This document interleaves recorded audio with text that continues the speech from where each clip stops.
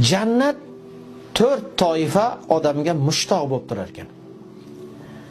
Qachon kelar ekan shu bizni huzurimizga deb jannat mushtoq bo'lib turar ekan. Birinchisi taliyal Qur'on.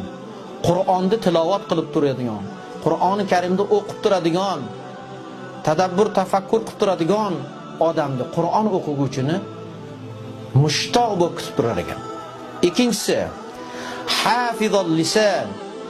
Tilini saqlaguvchi odamni, tilini yomon so'zlardan, fahsh so'zlardan, g'iybatdan, chaqimchilikdan va boshqa gunoh bo'lgan narsalardan tilini tiygan odamni jannat mushtoq bo'lib turar ekan. Uchinchisi mut'imul ji'an. Ochlarni to'ydirguvchi kishi.